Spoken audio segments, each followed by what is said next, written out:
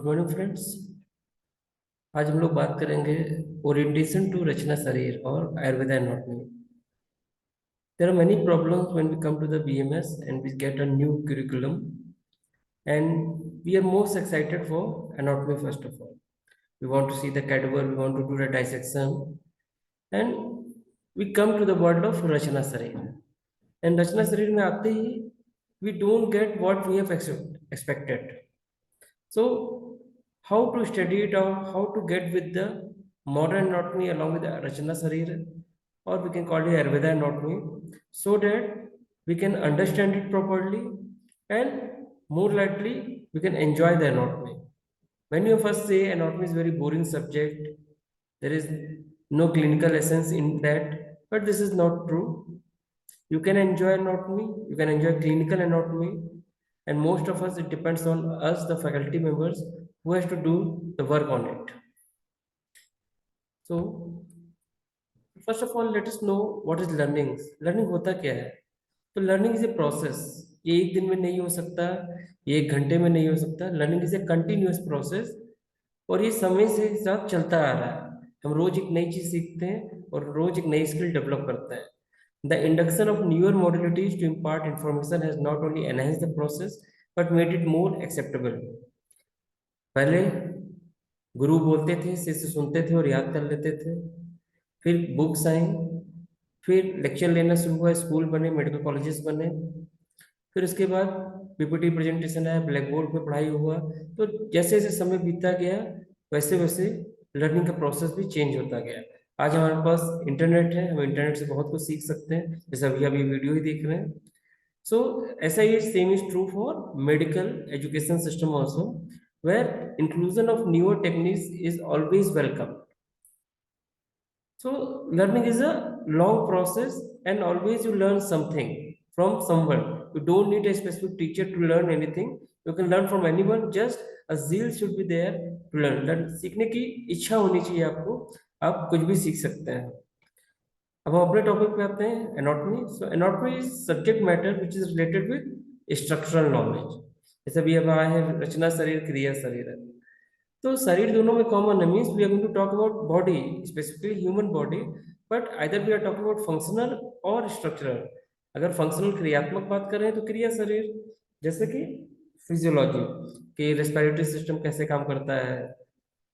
लेकिन respiratory system को कौन काम करता है, कौन ऑर्गन है जो वहां पे काम करता है, वो एनाटॉमी हो गया. कैसे काम करता है, ये फिजियोलॉजी हो गया.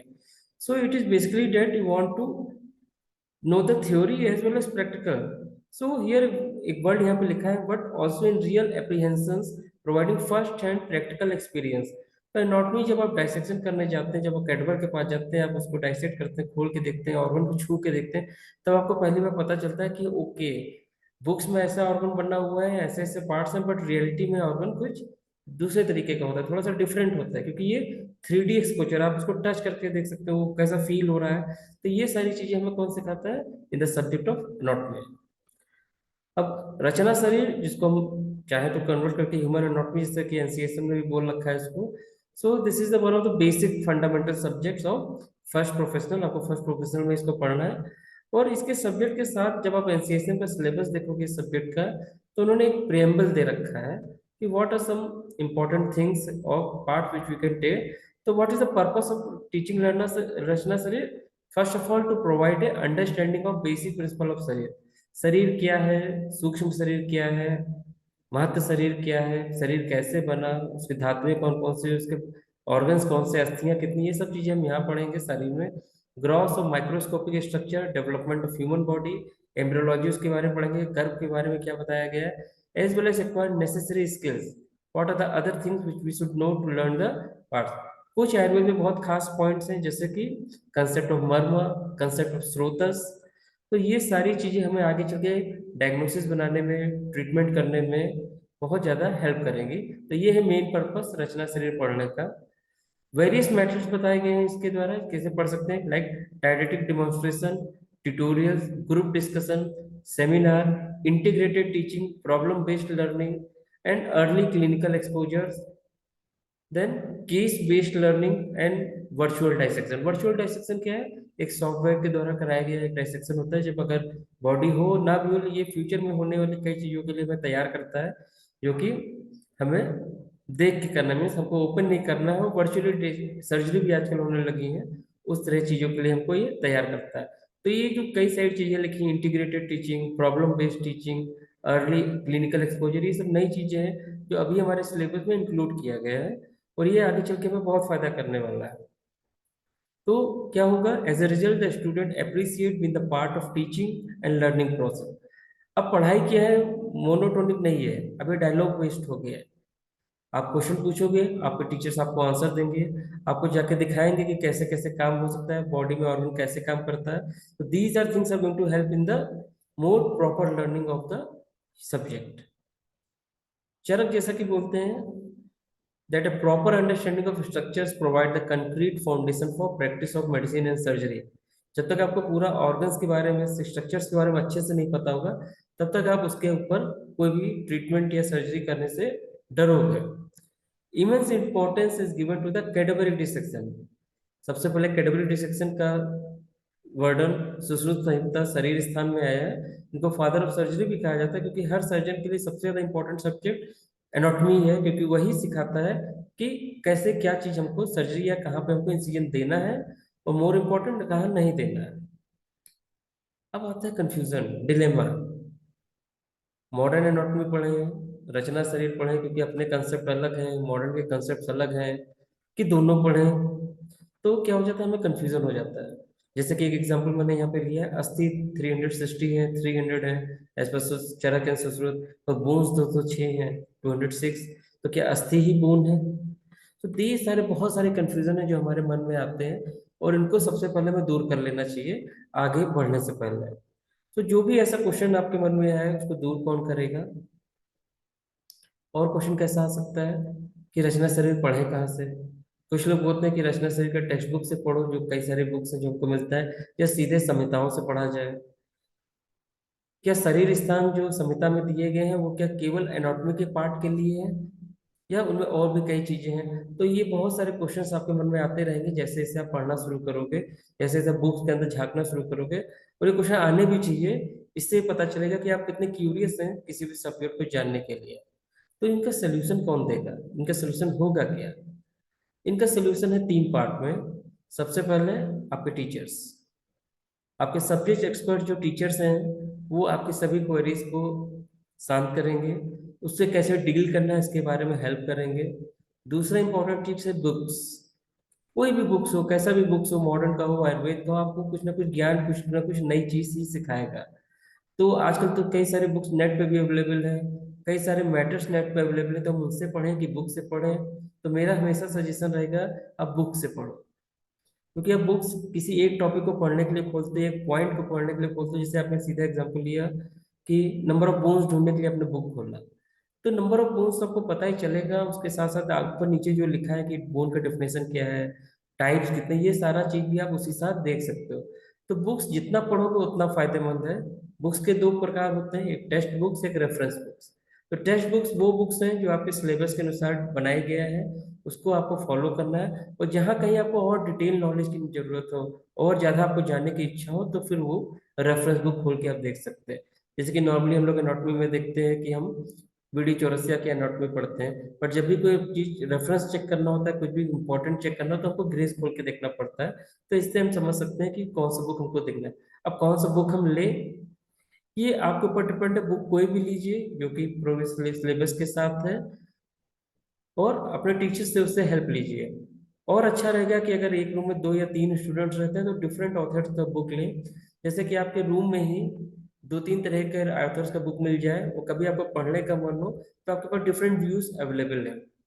तीसरा पॉइंट जो सबसे इंपॉर्टेंट है, जिसको हम लोग सबसे कम वैल्यू देते हैं, लॉजिकल थिंकिंग। कोई भी चीज मिली उसको रट लिया, एग्जाम में लिखा और पास हो गए, लेकिन समझा नहीं उसको। तो ये समझना बहुत जरूरी है कि ये चीज आया क्यों, ये चीज आपको क्यों पढ़ाया जा रहा है।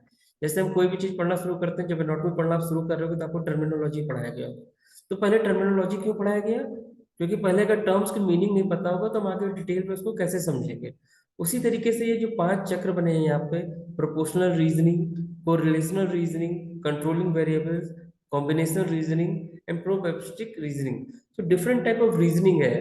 अगर एक चीज आपको अस्थि बताएगा कि अस्थि बोन है, नहीं है तो क्यों नहीं है तो क्यों है, क्यों दोनों को मिला के चलते हैं, क्यों दोनों को एक जैसा मानते हैं हम लोग।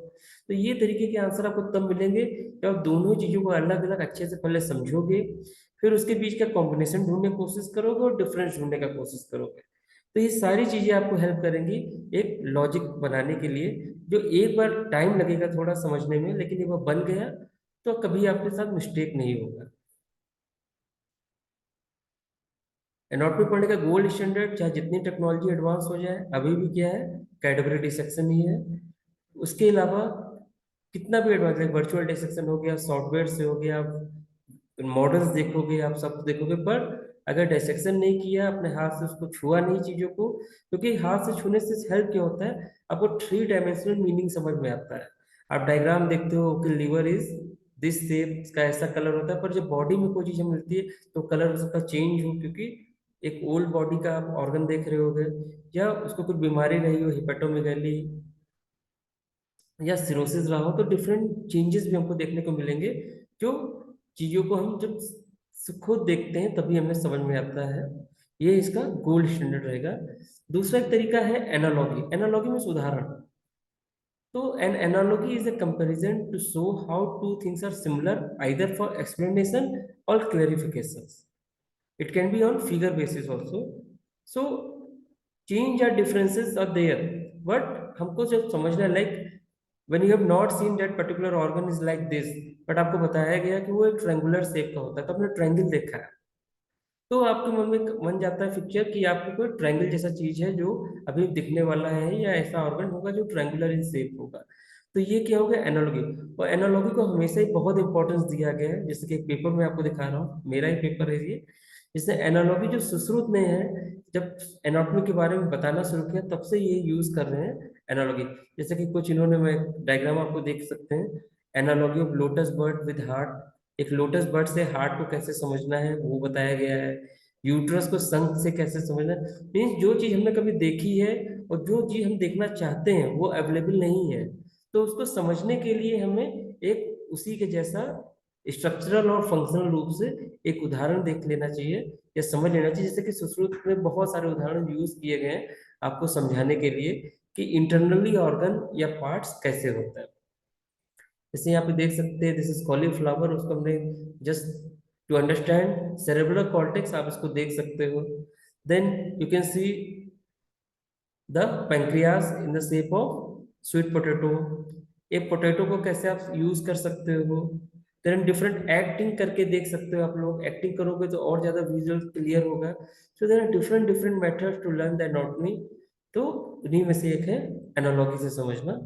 सो इस पीपीटी में हमने बहुत छोटे में रखा है इसको, कि ज्यादा डिटेल नहीं करना है। सब्जेक्ट का डिटेल आप दूसरे वीडियोस में देख सकते हो। यहाँ समझाने का एक ही कोशिश था कि फर्स्ट ऑफ ऑल रचना शरीर से डरना नहीं है, उसको समझना है जैसे कि ये समझ के डांस कर रहा है। तो आप बॉडी के पार्ट समझो, आयुर्वेद के पॉइंट ऑफ व्यू से, मॉडर्न के पॉइंट ऑफ व्यू से, क्या दोनों एक जैसे हैं, अगर नहीं है तो अपने टीचर्स का हेल्प लो, बुक्स का हेल्प लो, और कोई भी चीज रटने से पहले समझने का कोशिश करो। Thank you, that's all.